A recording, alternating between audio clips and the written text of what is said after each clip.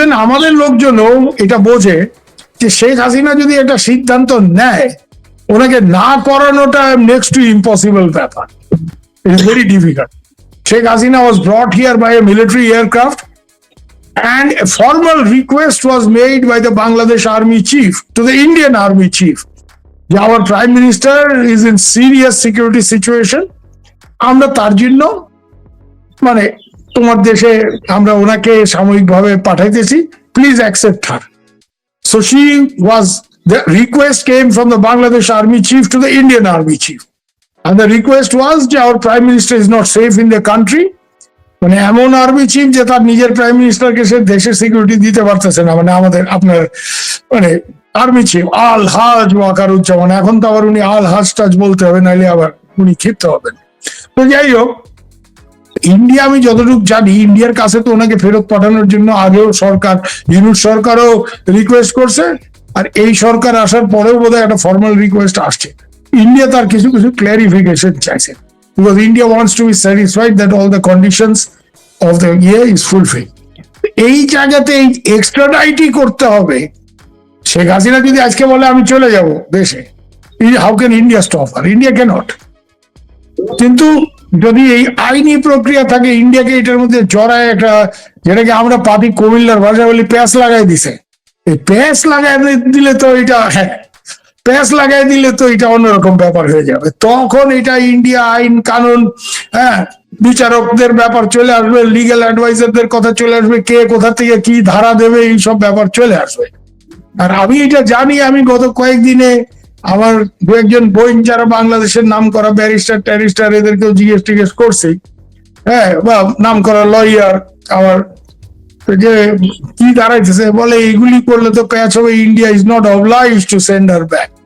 If Bangladesh insists that she has to be sent back by fulfilling the conditions of the extradition treaty, the India বলবে we are not satisfied, and she did not come here as a convict. উনি তো এইখানে সাজাপ্রাপ্ত আসামি হিসেবে ভারতে লুকায় বোরখা পরে রাত্রের অন্ধকারে ঢোকে নাই বর্ডার দিয়ে। ওনাকে এখানে বাংলাদেশের আর্মি চিফ ইন্ডিয়ান আর্মি চিফকে ফর্মালি রিকোয়েস্ট করছে, যেই রিকোয়েস্ট ইন্ডিয়ান আর্মি চিফ আমাদের ন্যাশনাল সিকিউরিটি অ্যাডভাইজারকে করছে, এবং ন্যাশনাল সিকিউরিটি অ্যাডভাইজারের ক্লিয়ারেন্স ফর জেনারেল দ্বিবেদী, এখন অবশ্য জেনারেল দ্বিবেদী আর no longer chief, he is just retired, নতুন চিফ আসছে। ওয়াকার সাহেব বলছে okay you send him, will accept her, will accept her. এবং বাংলাদেশের মিলিটারি বিমানে করে উনি এখানে অবতরণ করছেন। কোথায় জানেন? Not in a civilian airport. Her plane landed in Hindon. Hindon is a military airport near Delhi, Ghaziabad বলে একটা জায়গায়। এবং ওইখানে উনি আমাদের এয়ারফোর্স কমান্ডোদের যে বেস, যে আছে, ওইখানে ওনাকে একটা লোকেশনে বেশ কয়েকদিন হাই সিকিউরিটি দিয়ে রাখা হয়েছে। কেন আমাদের অনেকেরই একটা ধারণা, মানে আমাদের সিকিউরিটি সেট আপে, যে she may be killed by some Pakistan trained মানে जिहादीज, बिकॉज पाकिस्तान एक अनफिनिश्ड एजेंडा शेख मुजीब गद्दार था, उसका खानदान को खत्म कर दो, যেটা 75 এ সম্ভব হয়নি, সে আনফিনিশড এজেন্ডা এখন ফুলফিল করবে। তো এইসব নানা ফ্যাক্টর চলে আসে এখন এখানে, যে মানে as far as Sheikh Hasina is concern, she is determined to go back. আমাদের যারা লোকজন এখানে আছে তাদেরকে আমি জিজ্ঞেস করি, তারা হলো বাহিনী রোজ 4-5 গ্রুপ কে সাথ মে মিটিং কর রা হ্যায়। আমি এরকম 2-3 জন আওয়ামী লীগ নেতা নেত্রীর সাথে কথা বলছি, যারা এই গত 3-4 দিনে শেখ হাসিনার সাথে বৈঠক করছে। তারা সবাই বলতেছে, এবং শুধু এই নেতা নেত্রী না, অন্য যারা অনেক অফিসার এখানে আছে, যে রেডি হও, টিম নিয়ে রেডি হও, দেশে ফেরো, সবাই দেশে ফিরবে। অলরেডি আমাদের ছোট ভাই নফেল তো বলেই দিছে, অন রেকর্ড সে বলছে, যে মন্ত্রী ছিল এডুকেশন মিনিস্টার, মহিবুল হাসান চৌধুরী নফেল, যে আমিও নেত্রীর সাথে দেশে ফিরবো। সেদিন দেখলাম একটা রিলে হাসান মাহমুদও বলছে, নেত্রী গেলে আমরাও দেশে ফিরবো, আমরাও ঝুঁকি নিয়ে দেশে ফিরবো। আর প্রশ্নটা হচ্ছে এখানে, ভাই নেত্রী কিভাবে দেশে ফিরবে? নেত্রীকে একটা বিমানে করে সব নেতাদের নিয়ে একসাথে ভ্রমণ করে গিয়ে ঢাকা বিমানবন্দরে নামবে, না কি উনি এখান দিয়ে এই যে বেনাপোল পেট্রাপোল এই সেক্টর দিয়ে স্থলপথে ঢুকবেন? সেগুলি বলা খুব মুশকিল। আর কিন্তু একটা ব্যাপার ঠিক, এবং এটা আমাদের লোকজনও বলতেছে, যে ভাইজি মানে উনি একটা কিছু সিদ্ধান্ত নিলে ওনাকে সেটা ঘোরানো ভেরি ডিফিকাল্ট, এবং এখন উনি determined to go. Determine to গো, এবং উনি যাবেন এবং উনি রোজই কয়েক দফা করে মিটিং করতেছেন, দেশেও মিটিং করতেছেন, এই টেলিগ্রাম গ্রুপ অমুক তমুক, আর এইখানে যারা আছে ওনার নেতৃস্থানীয় সবার সাথে মিটিং করতেছে, এবং উনি তো আদেশ দেন। ওনার সাথে তো বিতর্ক করার মতো অবস্থায় অন্তত এই নেতা নেত্রী যাদের আমি দেখি এখানে, তারা কেউ নাই। তারা ওই জি আপা জি নেত্রী এই এই মোডে থাকে। এদের সবাইকে বলেছে টিম টিম নিয়ে রেডি হও, দেশে ফেরুন লাগবে, যা হয় হবে, আল্লাহ ভরসা। তো এখন উনিও আল্লাহ ভরসা মোডে আছেন, ওনার লোকজনও নেত্রী বলছে কি করবে, এরকম একটা অবস্থা।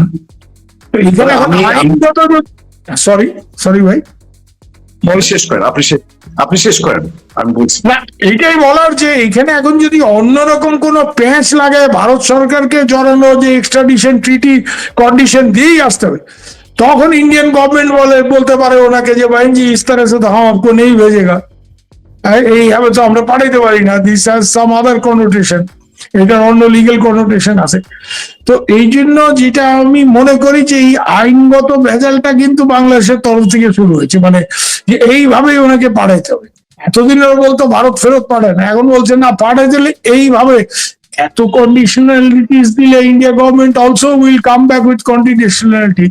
আর আরেকটা ব্যাপার হচ্ছে কি জানেন, আমাদের দুই দেশের বিউরোক্র্যাটরাই এই একটা মানে চুক্তি থাকা সত্ত্বেও একটা চুক্তি কিভাবে, মানে আমি যদি অ্যাভয়েড করতে চাই কি করে অ্যাভয়েড করতে, এইটা তো বিউরোক্র্যাটরা এই ব্যাপারে ওস্তাদ, যে কি করে আইনটাকে পাশ কাটে একটা অন্যরকম ভেজাল লাগানো যায়। এইগুলি তো বাংলাদেশ বলেন আমার ইন্ডিয়াতে বলেন, এগুলি ব্রিটিশ ট্রেডিশন, বিউরোক্রেটিক ট্রেডিশন, এইটাতে তো সবাই চ্যাম্পিয়ন। তো এইখানে আলটিমেটলি কি দাঁড়াবে বলা খুব মুশকিল, আই ক্যানট প্রেডিক্ট, কিন্তু she is determine to go, এইটুকু আমি আপনাকে বলতে পারি। এটা আমি একাধিক জায়গার থেকে শুনছি, আওয়ামী লীগের নেতা কর্মীদের, হ্যাঁ, যারা কয়েকদিনের মধ্যে গিয়ে মিটিং টিটিং করে আসছে এবং জি আপা জি নেত্রী করে আসছে, এই তোমরা টিম নিয়ে রেডি হও, আমি যাবই।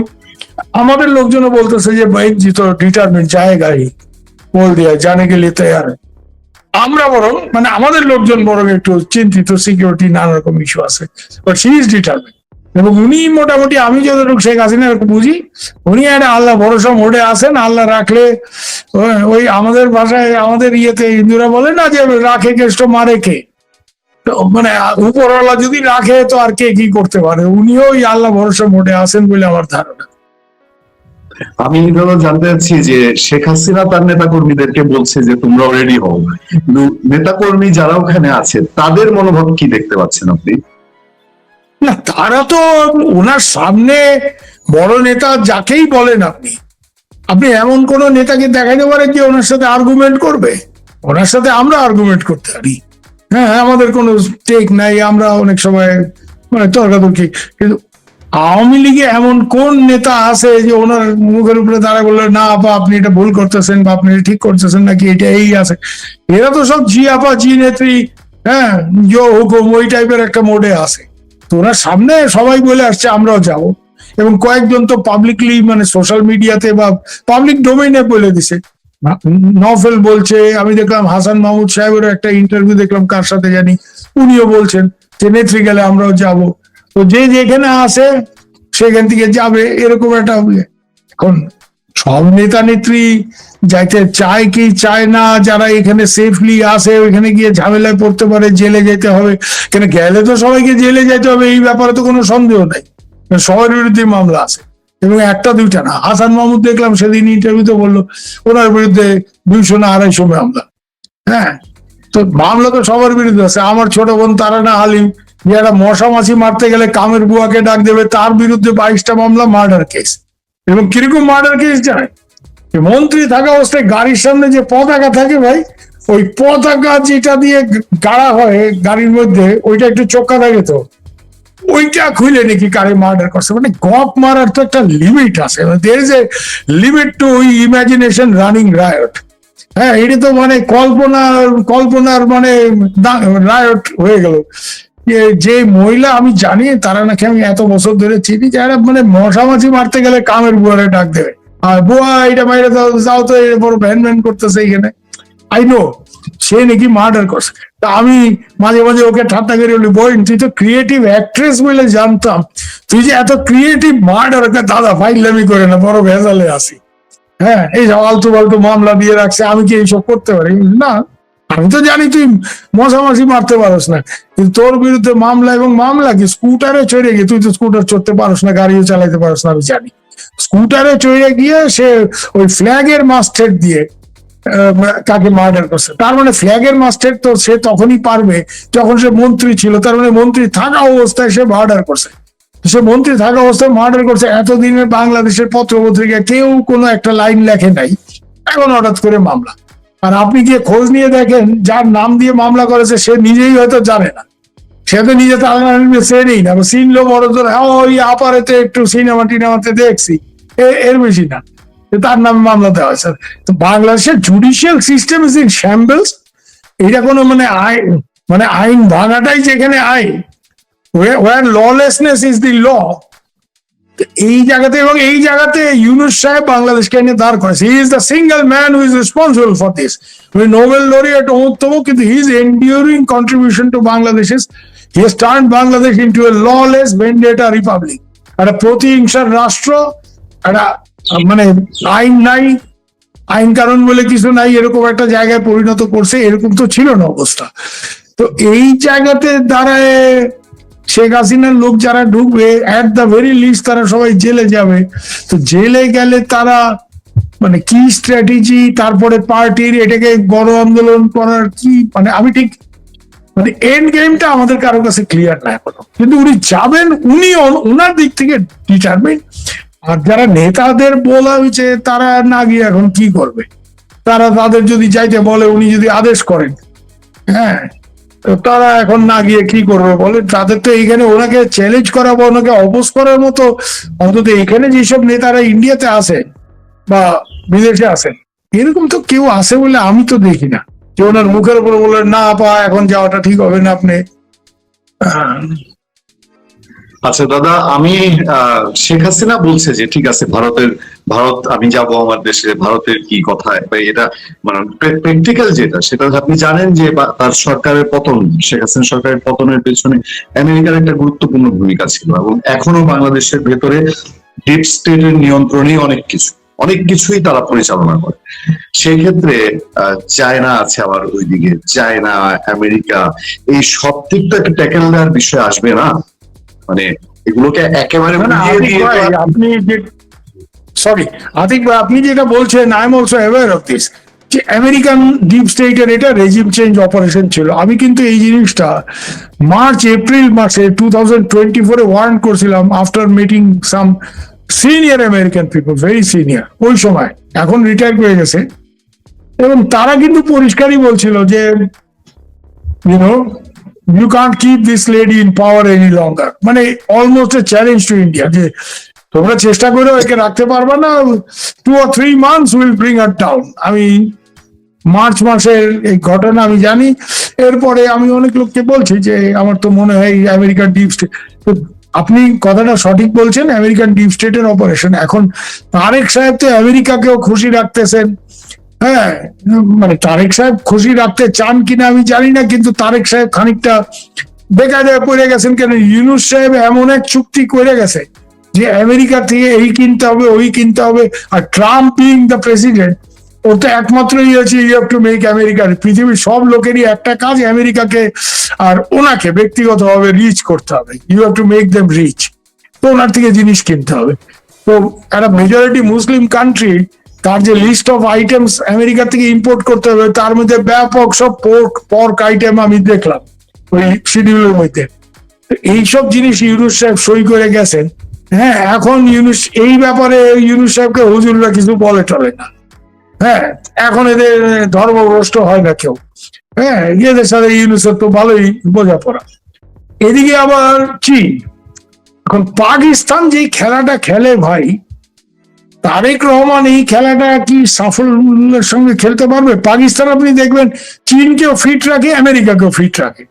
হ্যাঁ, ওই জেনারেল আসিম মনির ট্রাম্পেরও খুব মানে ফ্রেন্ড, খুব মানে একেবারে গুড ফ্রেন্ড, তাকে দেখলেই ট্রাম্প খুশি হয়ে যায়, I love like this field marshal, love ঝাপ দেয়। কেন, সে তাকে বলছে বালুচিস্তান থেকে সব রেয়ার আর্থ, ক্রিটিক্যাল মিনারেলস এইসব নিয়ে তাকে পৌঁছায় দেবে পাকিস্তান। যদিও বালুচিস্তানে যেরকম বিদ্রোহ হচ্ছে, পাকিস্তানের নিজেরই কোনো কন্ট্রোল নাই। যাই হোক, ট্রাম্প এগুলিতে লম্ব জম্প দিতেছে।